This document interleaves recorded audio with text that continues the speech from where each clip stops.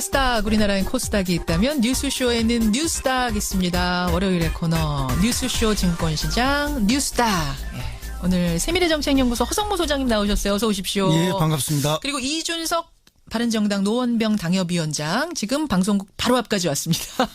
서울의 교통체증, 월요일의 교통체증은 한 번도 이런 적이 없으신 분인데 그렇죠. 조금 기다려보도록 하고요. 우선 이준석 위원장 올 때까지 어제 토론 얘기 좀 해보죠. 네네. 어떻게 보셨어요? 예, 뭐 지난 토론들보다는 조금 더 재미가 있었죠.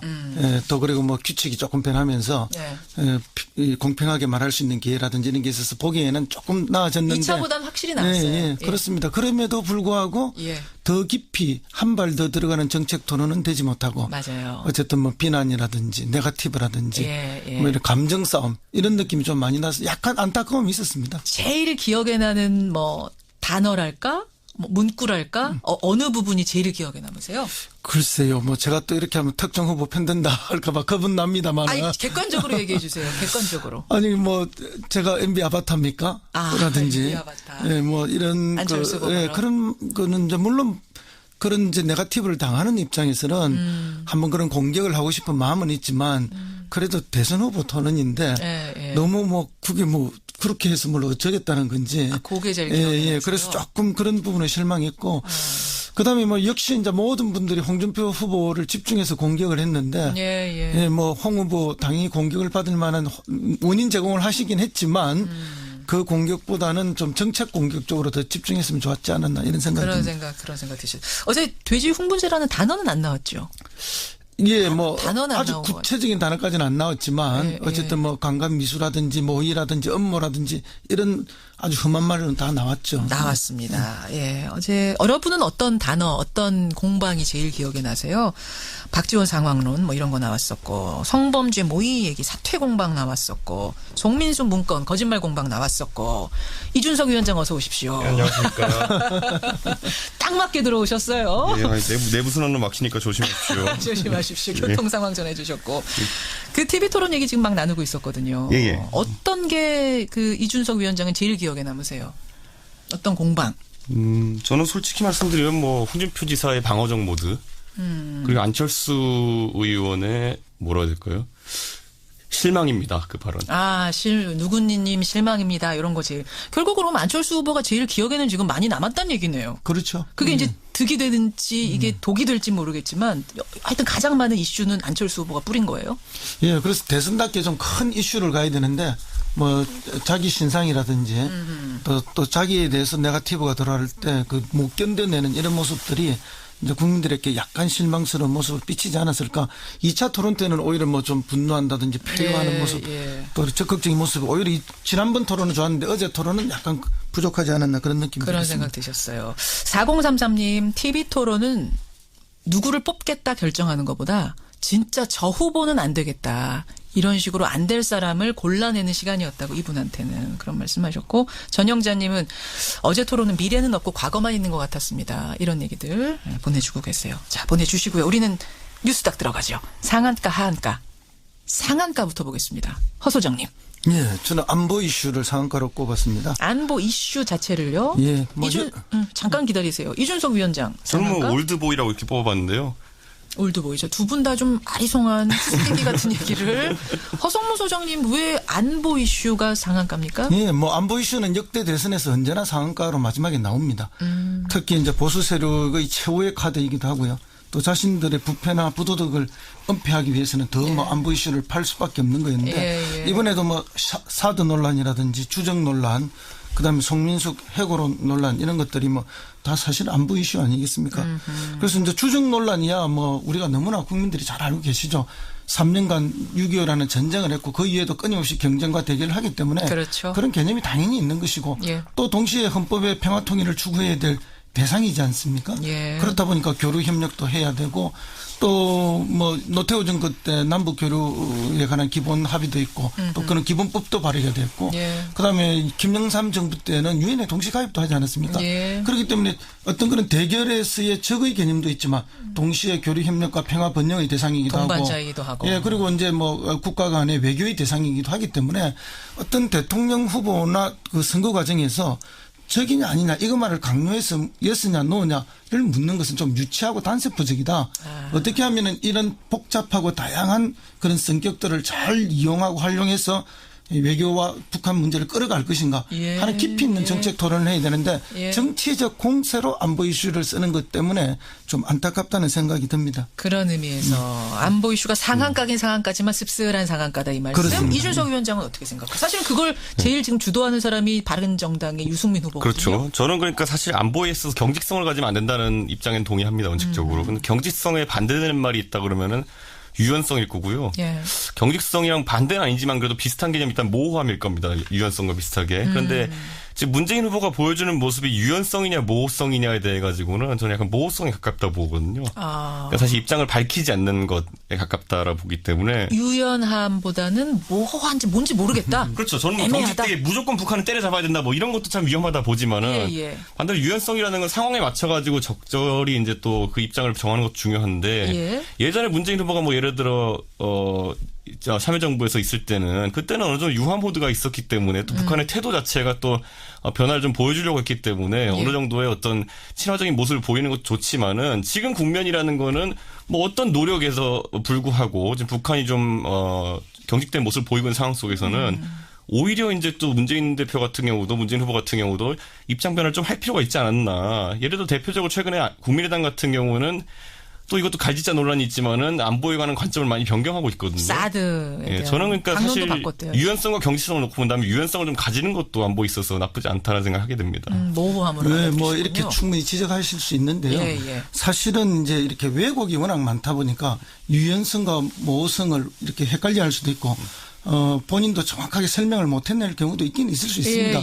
왜냐하면 지금 좀 전에 이재정 장관 인터뷰도 있었지만은 송민숙 장관의 회고록 자, 진실성 어디까지 볼 것인가. 그럼 우리가 여러 회고록들을 한번 보십시오. 최근에 나왔던 게 전두환 회고록, 이순자 회고록. 그러네요. 자, 그 진실성을 우리가 다 동의할 수 있습니까? 그다음에 심지어 지금 문제가 되고 있는 홍준표의 회고록까지도 한번 보십시오. 어떤 문제가 있습니까? 홍준표 후보님은 자신의 회고록에 문제에 있어서 대지 흙 문제는 사실은 나무 이야기 듣고 쓴 거다는 거 아니에요. 그러니까 관여 안 했댔다가 또 다시 또 말을 바꾸서는 뭐 젊은 시절에 그러니까 용서해달라고 뭐가 진실인지도 모르잖아요. 그러니까 회고록이라는 것은 누구든지 자기 중심적이고 자기 합리화를 위해서 쓰는 것이다. 그렇기 때문에 회고록은 50% 정도는 적고 읽어야지 회고록에 있는 내용 전체를 진실이라고 보고 읽는 것 자체가 어리석은 일인 거죠. 그런 의미에서 본다면은 어쨌든 뭐 안보 이슈에 대해서 다양한 제기는 있을 수 있지만 그 단호하고 명확한 안보에 대한 그 책임감 그리고 뭐 튼튼한 국방에 대한 책임감 그 부분은 뭐 명쾌하게 해주는 것이고 그 외의 부분은 어떻게 유연하게 상황 정리를 해가느냐 이것이야말로 지도자가 가져야 할 능력 중에 하나죠. 허 소장님 지금 송민순 전 장관이 그 어떤 좀 의도를 가지고 이런 메모도 내고 청와대 문건도 내고 이러고 있다고 생각하세요? 예, 뭐 저는 그런 의도가 전혀 없지는 않다고 생각합니다. 그래? 아니 송민순 전 장관이 정치인도 아니시고 정치할 분도 아닌데 그분도 국회의원을 했는데 왜 정치인이 아닙니까? 국회의원을 했으면 정치인이죠. 그리고 그분이 1급일 때인가요? 외교부에서는 그 1급들의 인사적체라든지 또 지방자치단체들이 외교를 또 합니다. 그래서 시도에 대사 파견을 다 해줘요. 경기도 대사로 가 있었죠. 그때 경기도 지사가 누군가 하면은 손학규 전 지사님이에요. 그리고 이제 손학규 지사가 이제 당 대표가 됐을 때 비례대표 국회의원으로 발탁을 한 거죠. 그렇기 때문에 송민순 장관도 사실은 정치인입니다. 그냥 관료로만 의도가 있는 거다. 그래서 그렇죠. 그때 당시 또 출간 시기도 지난 그 늦가을 초겨울 아니었습니까? 그렇죠. 그때 누가 화제가 됐습니까? 반기문 총장이 그 대통령 후보로 강력하게 떠오를 때 아닙니까? 그런 걸 봤을 때 전혀 의도가 없었다고 말하는 것은 무리가 있다. 이준석 위원장. 굳이 이제 송민순 장관의 그런 의도를 본다면요. 이 지금 뭐 손학규 지사랑 가까운 면이 있다 하더라도 작년에 이 회고록이 출간될 당시에는 시기적으로 손학규 지사가 뭐 국민의당에 참여한다든지 이런 상황은 아니었고 오히려 그 만덕산에서 계시고 막 이럴 때 아닙니까? 그런 상황이기 때문에 그걸 연관성을 좀 짓긴 좀 어려워 보이고요. 다만 지금 이번에 안보 관련 이슈에서 뭐 만약에 이 대북 그 질문 논란이 결재 논란이 만약에 과거에 대한 이야기라면은 앞으로 문재인 대표가 좀 미래에 대한 이야기를 하면 되는 겁니다. 앞으로 내가 만약에 집권을 하면은 이렇게 하겠다라는 것들이 좀 많아져야 되는데 아까 말했던 모호성의 영역이 좀 머물러 있는 것 같아가지고 그 부분에 대해서 뭐 앞으로 추가 토론에서 나오지 않을까 생각하게 됩니다. 예. 그런데 모성은 사실은 우리가 뭐 이렇게 작은 게임을 하더라도 내 패를 다 보여주면 그때부터 내가 경쟁력이 없어지잖아요. 아하. 그런 면에 있어서 감추어야 될 패 그리고 숨겨야 될 패는 그 적절한 타이밍 언제 이거 패를 까야 되느냐의 문제는 굉장히 타이밍의 예술이거든요. 근데 지금 이건 대선 토론은 국민을 대상으로 한 거라 너무 패 감추고 이러는 거 국민들이 좋아하지는 않아요. 이게 그 점도 있지만은 이제 토론의 과정에서 그러면 이제 어제 토론을 앞두고 당시에 뭐 11월 16일 회의록이 발표가 되잖아요. 그런 타이밍이 다 있는 거죠. 이건 뭐 국민을 어떻게 한다는 것이 아니라 그러니까 말 바꾸기가 아니라 이거는 그럼요. 어떤 그 타이밍에 대한 부분이다. 더군다나 국가의 외교나 군사 외교 같은 군사 안보의 문제는 더더구나 그 정도는 더 그러한 것이죠. 근데 저는 이제 외교에 있어가지고 우리 정부들이 이제 실수를 겪은 것들이 예를 들어 박근혜 정부 같은 경우에는 제가 항상 지적하지만은 중국 가서 열병식에서 천안문에 손을 들고 있는 순간부터 꼬인 거예요. 그리고 제 생각에 노무현 정부 같은 경우는 과거에 이라크 파병 할 때부터 자기 지지층에게서 이제 비토를 받기 시작한 거거든요. 그러니까 이런 외교적 모호성이라는 것들이 나중에 정부의 어떤 외교 관계에 아까 뭐 어느 정도 전략적 모호성 유지할 필요가 있다고 했는데 좀 중요한 사안들에 대해 가지고는 국민적 동의를 선거에서 받을 필요가 좀 있습니다. 알겠습니다. 이게 모호냐 유연이냐의 문제. 하나만 더 지적할게요. 이라크 파병 문제는 그거하고 전혀 관계가 없는 거예요. 이라크 파병 문제는 지지층이 비록 이탈이 있다 하더라도 더 큰 국익을 위해서는 어쩔 수 없이 선택해야만 당연하죠. 그런데 어려운 길을 선거 전에는 그런 이미지가 아니었기 때문에 지지층이 돌아서는 계기가 되게 되고 집권 동력이 좀 떨어지는 거거든요. 야, 역시 안보 얘기 나오니까 우리도 뜨겁잖아요. 이러니까 대선 토론에서 계속 안보 얘기만 나오는 것 같아요. 오늘 상한가. 이 허 소장님의 상한가였죠. 안보 이슈. 이순석 위원장이 꼽아온 올드보이도 같은 맥락 아닌가요? 사실 뭐 비슷한 이야기고요. 이제 선거 기간이 좀 짧다 보니까 아무래도 이제 과거에 있었던 일들, 뭐 아무리 미래를 바라보려 하더라도 과거의 행적들을 살필 수밖에 없고 그러다 보면은 뭐 이런 회고록 같은 것들. 저는 송민수 장관 이번에 메모 하나 이렇게 공개했잖아요. 그런데 그거 이상의 뭘 더 공개할 수도 있고요. 앞으로 이런 일들이 많아질 것이라 보이고 또 이런 상황에서 보면은 뭐 서로 폭로전도 이제 좀 가속화되지 않을까 생각하게 됩니다. 폭로전도 그 이재정 교육감도 조금 전에 나도 메모가 있다 했거든요. 그럼요. 왜냐하면 국정을 운영해본 사람이면 다 압니다. 대통령이 참석한 회의에 대한 결과물은 물론 청와대에서 정리하는 것도 있지만 참석 장관들도 다 부처에 가서 다 메모도 있고 다 그 회의를 정리를 해야 됩니다. 그럼 그 수첩이 막 수백 개 있겠네요. 수백 개까지는 아니지만 예를 들면 이 부분에 대해서도 국정원 기록도 있고 통일부 기록도 있고 그다음에 청와대 기록도 있고 외교부 기록도 있고 다 있는 거죠. 이거 결국 결론 나겠습니까? 이래가지고. 선거 전에는 안 나죠. 안 나죠. 원래 이런 거 터뜨리는 사람들의 의도도 그렇고 전부 다 선거 전에는 결론 안 나는 게 서로의 의미입니다. 선거 후에도 안 날 것 같은데요. 저는 이 문제는. 아마 이제 언제나 이런 건 있죠. 뭐 학문적으로도 정리가 됐지만은 똑같은 사실을 여러 명이 경험했지만 각자의 의견이 다 달라요. 자기 중심적으로 다 해석하는 거예요. 청와대가 문건 우리가 볼 수 없는 문건 있잖아요. 그걸 나중에 훗날 공개한다면 그때는 밝혀질까요? 그럼 뭐가 진실인지. 그건 밝혀지겠죠. 알겠습니다. 이렇게 해서 상한가 안보 이슈와 올드보이. 결국 올드보이들이 가지고 온 안보 이슈. 안보 이슈가 가지고 온 올드보이. 이렇게 상한가가 되겠네요. 긍정적 의미라기보다는 어쨌든 뜨고 있다. 이런 의미입니다. 자, 그럼 하한가로 갑니다. 하한가. 이것은 꼭 부정적 의미라기보다는 이분들이 참 곤란할 거다. 혹은 그야말로 하한가가 될 거다라고 예상하는 것들을 골라오시는 거예요. 이준석 위원장, 하한가. 저는 뭐 박지원 대표를 좀 꼽아야 될 것 같습니다. 박지원 국민의당 대표. 예, 사실 최근에 국민의당이 보여준 모습이라는 거는 결국에는 뭐 이 물이 들어왔을 때 노를 저어야 되는데 좀 노를 젓지 못하는 그런 모습을 보여줬거든요. 그 대표적인 것이 첫 번째가 중도 보수 연대를 이끌어내지 못한 것. 이거는 박지원 대표의 영역입니다. 이거는 이걸 성공적으로 이끌어내는 건 정치는 어쨌든 박지원 대표 영역인데 국민의당에서 박지원 대표하고 이 부분을 좀 하지 못한 것 같고요. 또 두 번째로는 생각보다 뭐죠? 그 갑철수 문건이라든지 이런 거 있잖아요. 그러니까 문재인 후보 측에서 네거티브 뭐 공작을 한다 하면서 이제 나온 게 어제 갑철수 논란. 그 전통적인 어떤 이것도 제가 봤을 때는 이런 대 문재인 공세 같은 것도 박지원 대표 영역인 것 같은데 제가 봤을 때는 그렇게 강력한 한방도 아니었어요. 그거는 선거 때 보면 사실 문건이 여러 가지 돌아다니고 이러는데 그 안에서 뭐 상대 후보를 디스하는 내용을 좀 어떻게 뭐 조직적 유포하자 이런 얘기 좀 나올 수 있는 얘기인데 이걸 갖고 뭐 갑철수 논란으로까지 만들어버리려고 했는데 사실 그렇게 뭐 성공하진 못했죠. 뭐 물론 의도하지 않게 홍준표 지사 더 큰 걸 터뜨려가지고 그런 것도 있긴 하지만은 제 생각에는 국민의당의 지난 한 주 동안의 성과는 제로라고 제가 봅니다.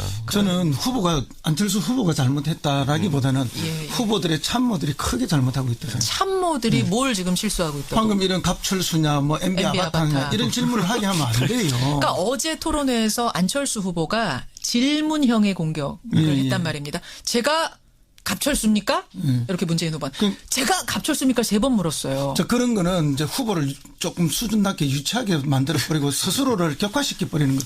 그러니까 대통령 후보면 대통령 후보답게 큰 담론 위주로 끌고 가게 말해야 대통령답다라는 이미지를 국민들한테 주게 되는데 아마도 이것은 뭐 안 후보님이 그렇게 판단했다기보다는 아마 캠프 내에서 강하게 그런 요구를 했다. 그러니까 아마 강한 그 문건에 대한 이미지를 좀 심고 싶었던 게 아닐까 거죠. 의도는. 그러니까 이게 뭐가 차이가 나냐면 제가 봤을 때 TV 토론을 준비하는 과정에 있어가지고 제가 알고 있는 예를 들어 민주당의 인사들 중에 TV 토론을 준비하셨던 분들이란 뭐 신경민 의원부터 시작해가지고 뭐 앵커라든지 아나운서라든지 이런 좀 이미지를 만들어줄 수 있는 사람들이 좀 도와줬던 것 같은 느낌이 드는데 이 안철수 후보 쪽에 이제 인사들이 이제 살펴보면은 사실 종편 TV 방송 패널 했던 분들 이런 분들이 많이 이제 도움을 주고 계시더라고요. 그러면 성향이 다를 수밖에 없어요. 이 종편 패널에서 다른 사람에게 방점을 뭔가 찍는 부분이 방점 찍어가지고 뭔가 시청률 높이는 방법이랑 아나운서나 앵커들이 자기 이미지 형성하는 방법 확 다르거든요. 그런데 이번에는 아마 그런 좀 전술적 실패가 있었던 것 같습니다. 두 분은 그렇게 평가하셨지만 우리 청취자들은 또 어떤 생각이신지 갑철수입니까? 라고 물어본 그 부분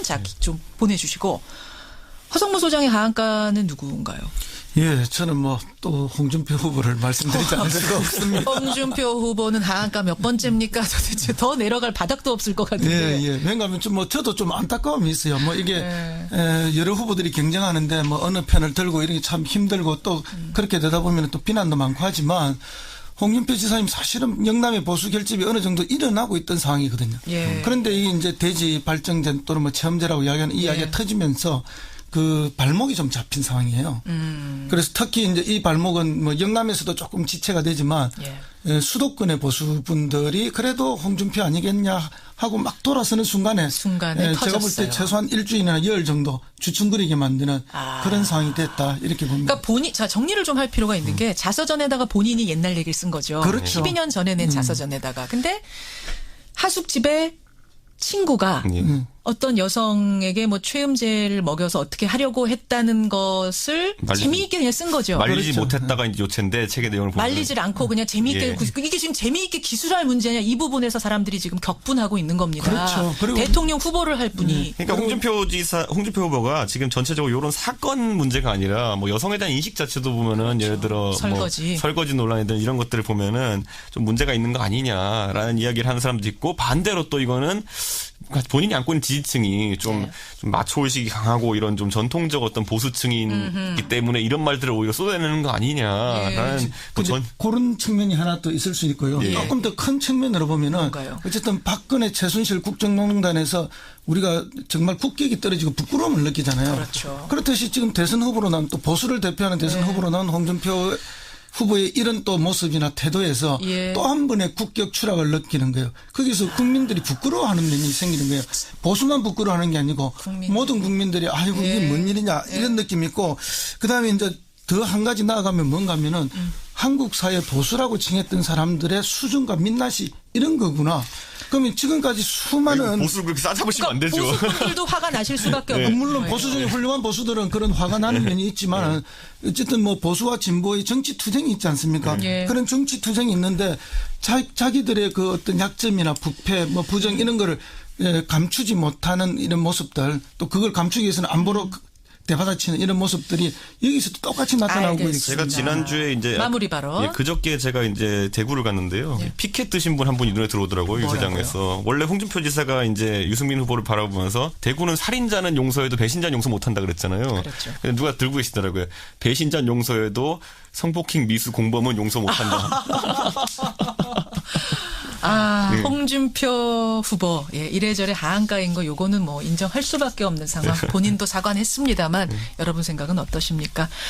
대선을 보름 앞둔 게 느껴질 정도로 오늘 뉴스닥도 뜨거웠습니다. 상한가 보도에는 올드보이와 안보 이슈 하한가 보드에는 홍준표 후보 그리고 박지원 대표를 올리면서 오늘 두 분과도 인사 나누죠. 우리 대선 전에 이제 뉴스 한 번 더 남은 거예요. 그렇네요. 신중하게 상한가 한가 결정해 주십시오.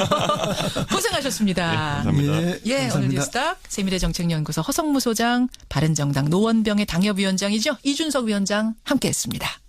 주도하는 사람이 바른정당의 유승민 후보거든요. 그렇죠. 저는 그러니까 사실 안보에 있어서 경직성을 가지면 안 된다는 입장엔 동의합니다. 원칙적으로. 근데 경직성에 반대되는 말이 있다 그러면은 유연성일 거고요. 예. 경직성이랑 반대는 아니지만 그래도 비슷한 개념이 일단 모호함일 겁니다. 유연성과 비슷하게. 그런데 지금 문재인 후보가 보여주는 모습이 유연성이냐 모호성이냐에 대해 가지고는 저는 약간 모호성에 가깝다 보거든요. 그러니까 사실 입장을 밝히지 않는 것에 가깝다라고 보기 때문에 유연함보다는 모호한지 뭔지 모르겠다. 그렇죠. 저는 애매하다. 경직되게 무조건 북한을 때려잡아야 된다 뭐 이런 것도 참 위험하다 보지만은 반대로 유연성이라는 건 상황에 맞춰가지고 적절히 이제 또 그 입장을 정하는 것도 중요한데 예전에 문재인 후보가 뭐 예를 들어 참여정부에서 있을 때는 그때는 어느 정도 유화 모드가 있었기 때문에 또 북한의 태도 자체가 또 변화를 좀 보여주려고 했기 때문에 어느 정도의 어떤 친화적인 모습을 보이는 것도 좋지만은 지금 국면이라는 거는 뭐 어떤 노력에서 불구하고 지금 북한이 좀 경직된 모습을 보이고 있는 상황 속에서는 오히려 이제 또 문재인 대표 같은 경우도 문재인 후보 같은 경우도 입장 변화를 좀 할 필요가 있지 않았나. 예를 들어 대표적으로 최근에 국민의당 같은 경우는 또 이것도 갈지자 논란이 있지만은 안보에 관한 관점을 많이 변경하고 있거든요. 사드. 저는 그러니까 사실 유연성과 경직성을 놓고 본다면 유연성을 좀 가지는 것도 안보에 있어서 나쁘지 않다는 생각하게 됩니다. 모호함으로. 네, 뭐 이렇게 충분히 지적하실 수 있는데요. 사실은 이제 이렇게 왜곡이 워낙 많다 보니까 유연성과 모호성을 이렇게 헷갈려 할 수도 있고 본인도 정확하게 설명을 못해낼 경우도 있긴 있을 수 있습니다. 왜냐하면 지금 좀 전에 이재정 장관 인터뷰도 있었지만은 송민숙 장관의 회고록 자, 진실성 어디까지 볼 것인가? 그럼 우리가 여러 회고록들을 한번 보십시오. 최근에 나왔던 게 전두환 회고록, 이순자 회고록. 그러네요. 자, 그 진실성을 우리가 다 동의할 수 있습니까? 그다음에 심지어 지금 문제가 되고 있는 홍준표의 회고록까지도 한번 보십시오. 어떤 문제가 있습니까? 이것보다는 좀 정책 공격적으로 더 집중했으면 좋았지 않았나 이런 생각이 듭니다. 그런 생각 드시죠. 어제 돼지 흥분제라는 단어는 안 나왔죠. 예, 뭐 아주 구체적인 단어까지는 안 나왔지만 어쨌든 뭐 관광 미수라든지 모의라든지 업무라든지 이런 아주 험한 말은 다 나왔죠. 나왔습니다. 예, 어제 여러분은 어떤 단어, 어떤 공방이 제일 기억에 나세요? 박지원 상황론 뭐 이런 거 나왔었고 성범죄 모의 얘기 사퇴 공방 나왔었고 송민수 문건 거짓말 공방 나왔었고 이준석 위원장 어서 오십시오. 네, 안녕하십니까. 딱 맞게 들어오셨어요. 네, 내부 순환로 막히니까 조심하십시오. 조심하십시오. 교통 상황 전해주셨고 그 TV 토론 얘기 지금 막 나누고 있었거든요. 어떤 게 그 이준석 위원장은 제일 기억에 남으세요? 어떤 공방? 저는 솔직히 말씀드리면 뭐 홍준표 지사의 방어적 모드 그리고 안철수 의원의 뭐라 해야 될까요? 실망입니다. 그 발언. 누구님 실망입니다. 이런 거 제일. 결국 그러면 안철수 후보가 제일 기억에는 지금 많이 남았다는 얘기네요. 그렇죠. 그게 이제 득이 되는지 이게 독이 될지 모르겠지만 하여튼 가장 많은 이슈는 안철수 후보가 뿌린 거예요. 예, 그래서 대선답게 좀 큰 이슈를 가야 되는데 뭐 자기 신상이라든지 또 자기에 대해서 네거티브가 들어갈 때 그 못 견뎌내는 이런 모습들이 이제 국민들에게 약간 실망스러운 모습을 비치지 않았을까. 2차 토론 때는 오히려 뭐 좀 분노한다든지 패요하는 모습, 또 적극적인 모습. 오히려 지난번 토론은 좋았는데 어제 토론은 약간 부족하지 않았나 그런 느낌이 그런 들었습니다. 생각 드셨어요. 4033님 TV 토론은 누구를 뽑겠다 결정하는 것보다 진짜 저 후보는 안 되겠다.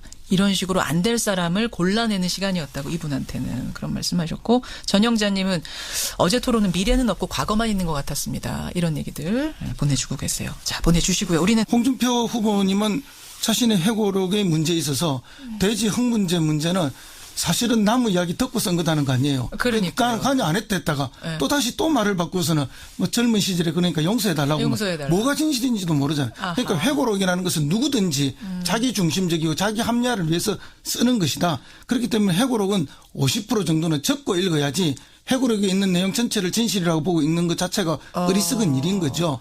그런 의미에서 본다면은 어쨌든 뭐 안보 이슈에 대해서 다양한 제기는 있을 수 있지만 그 단호하고 명확한 안보에 대한 그 책임감 그리고 뭐 튼튼한 국방에 대한 책임감 그 부분은 뭐 명쾌하게 해주는 것이고 그 외의 부분은 어떻게 유연하게 상황 정리를 해가느냐 이것이야말로 지도자가 가져야 할 능력 중에 하나죠. 허 소장님 지금 송민순 전 장관이 그 어떤 좀 의도를 가지고 이런 메모도 내고 청와대 문건도 내고 이러고 있다고 생각하세요? 예, 뭐 저는 그런 의도가 전혀 없지는 않다고 생각합니다. 그래? 아니 송민순 전 장관이 정치인도 아니시고 정치할 분도 아닌데 그분도 국회의원을 했는데 왜 정치인이 아닙니까? 국회의원을 했으면 정치인이죠. 그리고 그분이 1급일 때인가요? 외교부에서는 그 1급들의 인사적체라든지 또 지방자치단체들이 외교를 또 합니다. 그래서 시도에 대사 파견을 다 해줘요.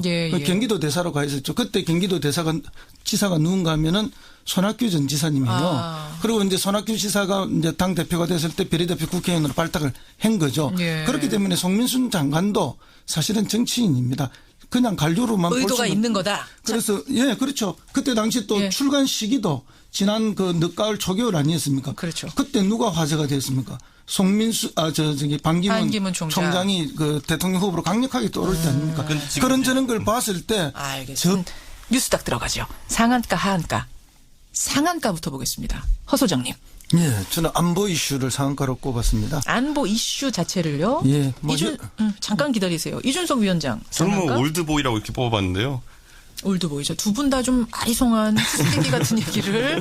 허성무 소장님 왜 안보 이슈가 상한가입니까? 예, 뭐 안보 이슈는 역대 대선에서 언제나 상한가로 마지막에 나옵니다. 특히 이제 보수 세력의 최후의 카드이기도 하고요. 또 자신들의 부패나 부도덕을 은폐하기 위해서는 더 뭐 안보 이슈를 팔 수밖에 없는 거였는데 이번에도 뭐 사드 논란이라든지 주적 논란, 그다음에 송민숙 해고론 논란 이런 것들이 뭐 다 사실 안보 이슈 아니겠습니까? 그래서 이제 주적 논란이야 뭐 우리가 너무나 국민들이 잘 알고 계시죠. 3년간 6.25라는 전쟁을 했고 그 이후에도 끊임없이 경쟁과 대결을 하기 때문에 그런 개념이 당연히 있는 것이고 또 동시에 헌법의 평화 통일을 추구해야 될 대상이지 않습니까? 그렇다 보니까 교류 협력도 해야 되고 또 뭐 노태우 정부 때 남북 교류에 관한 기본 합의도 있고 또 그런 기본법도 발의가 됐고 그다음에 김영삼 정부 때는 유엔에 동시 가입도 하지 않았습니까? 그렇기 때문에 어떤 그런 대결에서의 적의 개념도 있지만 동시에 교류 협력과 평화 번영의 대상이기도 동반자이기도 하고. 그리고 이제 뭐 국가 간의 외교의 대상이기도 하기 때문에 어떤 대통령 후보나 그 선거 과정에서 적이냐 아니냐 이것만을 강요해서 예스냐 노냐를 묻는 것은 좀 유치하고 단세포적이다. 어떻게 하면은 이런 복잡하고 다양한 그런 성격들을 잘 이용하고 활용해서 외교와 북한 문제를 끌어갈 것인가 하는 깊이 있는 정책 토론을 해야 되는데 정치적 공세로 안보 이슈를 쓰는 것 때문에 좀 안타깝다는 생각이 듭니다. 그런 의미에서 안보 이슈가 상한가긴 상한가지만 씁쓸한 상한가다 이 말씀. 그렇습니다. 이준석 위원장은 어떻게 생각해요? 사실은 그걸 제일 지금